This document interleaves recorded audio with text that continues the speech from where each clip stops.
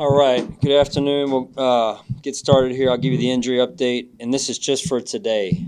All right, so we'll just take it one day at a time here. So I know the reports out there about Matt. Matt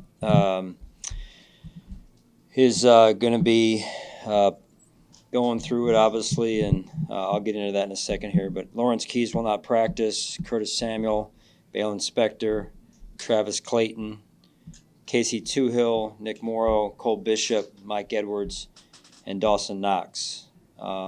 In terms of playing time, because that may come up, again, we'll just take it one day at a time. I'll know more after today in terms of what playing time might look like, and I can get that to you guys. And then, yeah, as far as Matt's concerned, I mean, it's an unfortunate situation, right? Matt's a strong young man. I know he's going to handle this. Certainly tough, especially coming off of the year he came off of already. The good thing is he's got a good family behind him that are going to support him, teammates that are going to support him, as well as the coaching staff and our entire football organization. He's resilient. We've got to be resilient. We've got to move forward and be focused on solutions. So with that, I'll turn it over to you. What happened, as much as you can give us, about the injury in practice on Tuesday? Yeah, it was just a tackling drill, and Matt was tackling a bag and hit his arm and looked like maybe on somebody's leg just a little bit, and then that's what we think was the episode. Is there a possibility of him returning this year, or is it too early to say? Too early, yeah, Jay, too early at this point. So. You touched on it a little bit in your opening statement there, but you went through it last year and you fought real hard to get back. How devastating is this just from a personal level for him? Well, we're all human at the end of the day, and I mean, Matt's a heck of a football player, but if we back up and those of us that know Matt, I mean, he's a tremendous young man. He's got a good head on his shoulders. He's been through it, and this game means a lot to him. This team means a lot to him.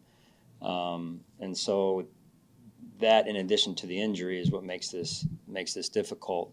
Again, when you know the person, you know that this is not going to beat or keep Matt Milano down.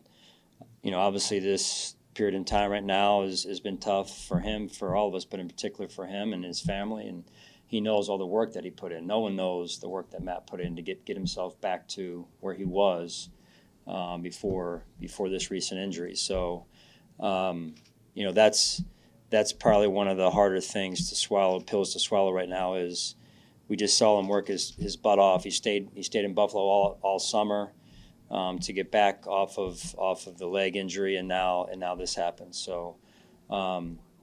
It's unfortunate set of circumstances, but again, I know he's going to handle it well. Just to clarify, it is a bicep, right? Yes, bicep. Yeah. How prepared is Dorian Williams to potentially slide into that role? Yeah, Dorian's going to do a good job. He's been making progress, and it's now not only his time to step up, but all of his teammates around him to step up. It's not just one person's job to fill the void or try and fill the void left by Matt. You're never going to replace a player like Matt or Matt's influence, but now it's time for our team to move forward in a resilient manner and pick each other up, and guys like Dorian have to step up. Sean, what do you hope to accomplish out there today? Like, what's the goal from you as a head coach in a joint practice today?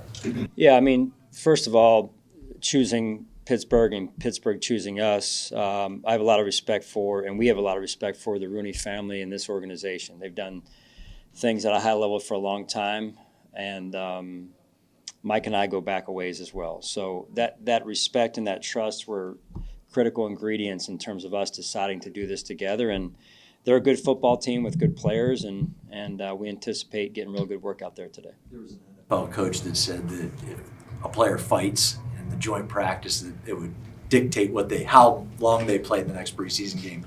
Do you have any rules like that with your players that you talk about? No, just that if they fight, they're out. So they're out of this practice if they fight. That's not how we do things. It is emotional. It is competitive.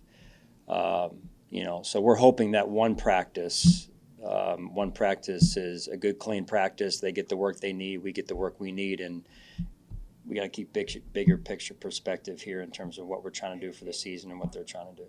With Matt out, how much do you again look to Terrell as a leader of that group?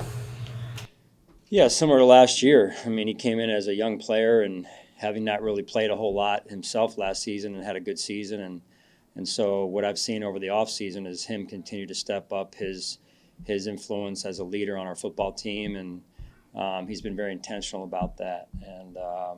And so, yeah, I mean, it's, developing that rapport now. Last year it was, and I was looking forward to watching Matt and TB work together. Now it's Dorian and TB at this point, and so that rapport and building that rapport is going to be important for us. What's Dawson dealing with?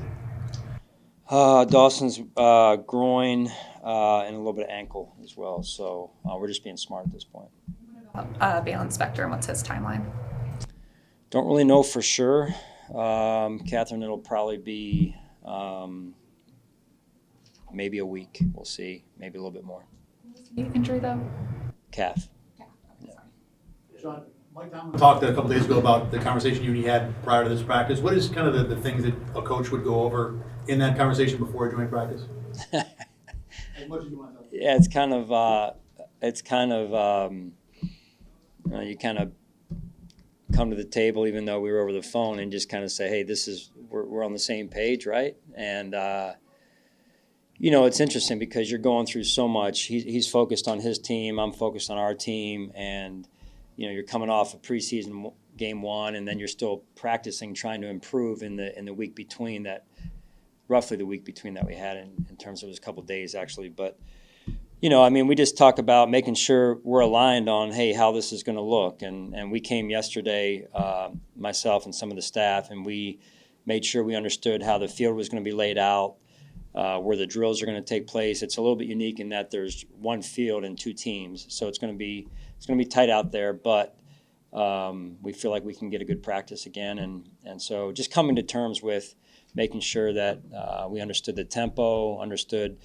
who's going to be where, and I mean that's a lot of it, right? And then really for Mike and I, because we've known each other so long, we get into it, we touch, scratch the surface a little bit, but we don't really even need to get into, hey, kind of all the other stuff that sometimes you're seeing around the league. God willing, that doesn't happen here, and that's part of the reason why we decided to do this with Pittsburgh. No guarantees, but again, our players understand the consequences if they fight. It's been a few years since Carolina. Why was this the right time to do a joint practice again? Well, if you look at where we were in, I think that was 19, and the youth of our roster, both, again, rookie-wise, and then also new players on our team overall, it gives Brandon and his staff a chance to evaluate our guys in another environment like this, as opposed to only through 3 preseason games, and then it gives us a chance to continue to develop against another team. And you guys have watched our practices. It's when you get to about practice 8, practice 9, the emotions start to run high, the competitiveness, and guys get tired of one another, and it's time as much as we can to get some other work. And so they run different schemes than we run different schemes than them, and so I'm sure for them it's part of it is going against some of what we do and vice versa. You mentioned that today's practice will kind of inform how the playing time in the game goes. Are there specific things you want to see that will dictate, that will impact that playing time? What are you looking for? Yeah, and I kind of already have a feel for what I want to do in the game. It's just more I don't want to really go there. It's not fair to the players for me to tell them their play time when they're going out there today, and it's going to be highly competitive. Yeah, so I know you value preseason games for the energy and the game environment, but what you can't do is put your guys in specific situations and handpick it, which you might be able to do out here. How important is that to say, we need to work on this and see this red zone period, coach, and how valuable is that to you? Yeah, I mean, what we're really going off of what Mike laid out there, and I think that's good because now listen, I have to sign off on it, but other than that, this is a chance to kind of get on their terms a little bit and take a little bit of a different approach to practice and see how our players and our team responds to it, coordinators as well. So I think getting a little bit uncomfortable is also good for us. Ty Johnson, since he got back to practicing. Small sample. I think the medical staff's done a good job, Ty as well, getting back, and that's all we could ask for. So the important piece now is that he gets through practice here.